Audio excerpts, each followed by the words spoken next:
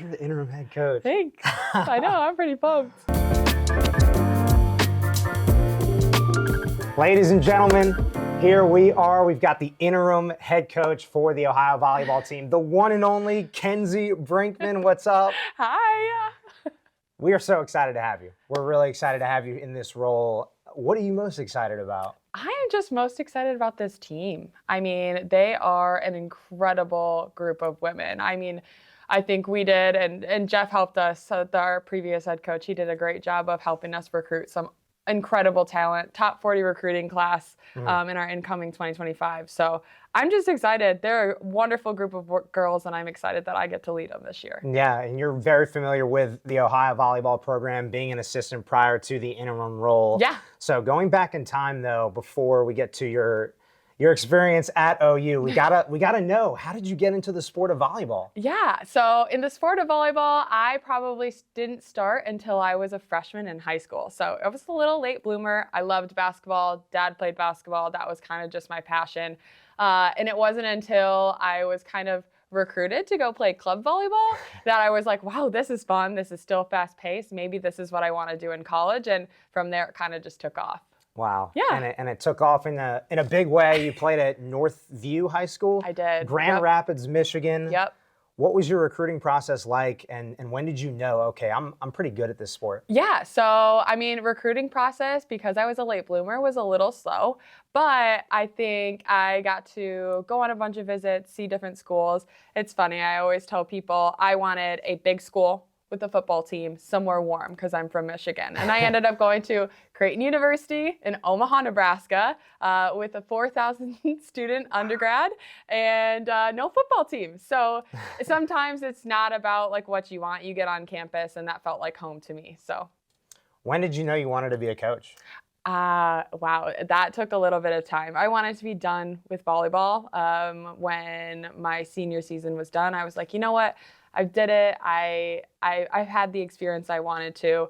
I'm going to go off and I'm going to do something else. And second semester of senior year came around and volleyball was gone, and I was in the gym every single day with our team. So it was at that point that Kirsten, the former head coach at Creighton University, she was like, I think you'd be a great coach. There's a GA open at Nebraska Kearney. Think you should take it. And then from there, it kind of just took off. Yeah, and it's taken off like crazy. Your career, you look at some of the numbers, all you've been a part of is winning. I think your record at Nebraska Kearney was like 71-4, I want to say. Yeah. And you won a conference championship when you were a player at Creighton? Yeah.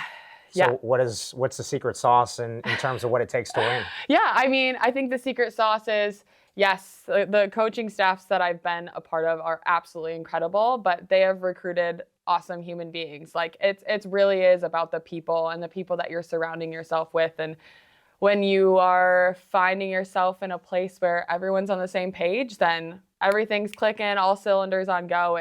And I think that was really the secret sauce. Plus, I mean, I have been blessed to be a part of programs that just love one another unconditionally off the volleyball court too. So that's always a big plus. Yeah, that is.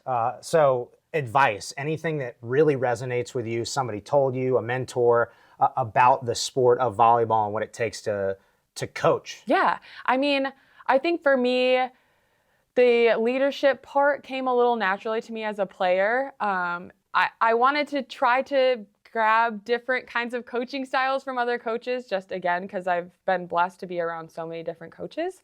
But I think the best advice I've got is to just let my personality shine through. I think God put me on this earth to be a coach, and I need to not shy away from that. Yeah. So be yourself. That's the biggest thing. Yep. Love that. So now in this interim role as head coach for Ohio Volleyball, tell people out there what they need to know about your coaching style. Ooh, my coaching style. I think that I am a great balance of I'm energetic, if you can't tell. I will pump you up. I'll be your biggest cheerleader. But at the same time, I'm a relational person. I want to get to know you and how you like to be coached off the floor too, so that, you know, when I do need to put my foot down, that you're not thinking it's coming other than a place from love. So. Yeah. That's great. Yeah. Have you always been like that? Yeah, I would say so. Yeah. Yeah. I think that's just kind of a little bit in my nature Mm-hmm. from my parents and what they've instilled with me. So yeah. So being a part of the Ohio volleyball program, like we mentioned earlier, the last couple of years as an assistant coach, you've seen the program grow, you've seen it blossom. Yep. What do people need to resonate with the most when they think Ohio volleyball? Yeah, I tell our recruits this all the time. I think that here you can be successful in so many different areas. You get to be a well-rounded human being. You get to have excellent volleyball and come be competitive in the MAC and win. You get to have awesome academics, study whatever you want, so many different majors, but you also get life outside of both of those bubbles. Like you just get this well-rounded college experience that you can't beat anywhere else. You mentioned earlier about being relatable to your student athletes that you'll be coaching. Communication is key. You were a defensive specialist and a setter when you played, so I'm sure that really helped with now you being a coach in terms of that communication, over communicating, making sure everybody's in the right place. Yeah, and communicating in the right way too. There's lots of different communication styles, and everyone needs a different kind of communication style. So I think that's helped me a ton too. That's amazing. Yeah. Love that. All right, we got some off the court questions for you. Just rapid fire. Get to know Kenzie. I'm ready. Let's get it. Let's go. What's your favorite ice cream flavor? Mint chocolate chip. Me too. You too? Yes. Yes. It's the best.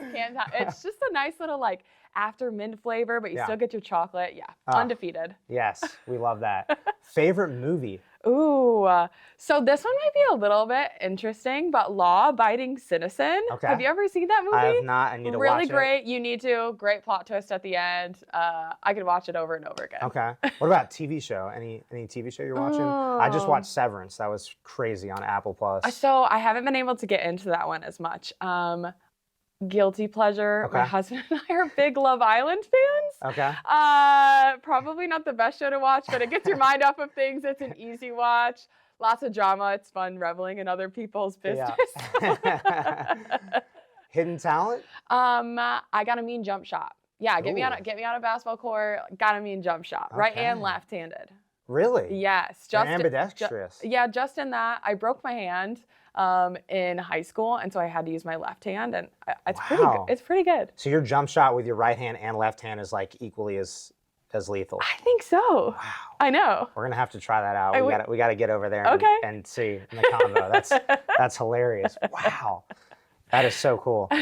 Is there anything outside of volleyball? I know you just mentioned basketball, but something that people should know about just Kenzie Brinkman, the person. Yeah, I mean, I am fortunate enough that I have an amazing husband, and he has moved around for me. The coaching profession is hard, especially being a spouse in that world. So he's incredible, but I also have the most adorable 5-month-old child. Her name is Scotty.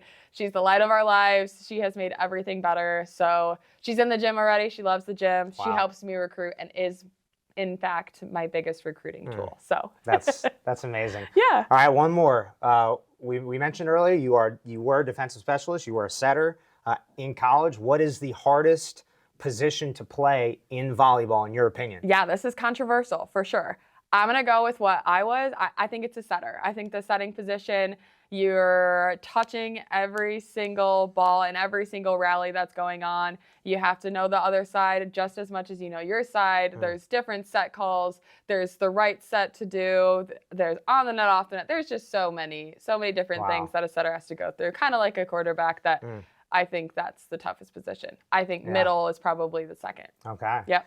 Some of your student athletes might debate that, but I'm with you. I think the setter position is very, very tricky. Yeah, I would love to debate anyone on their team for that one. Ladies and gentlemen, the one and only Kenzie Brinkman moving into the interim head coaching spot. We really appreciate your time. Let's go Bobcats. Thanks, Sam.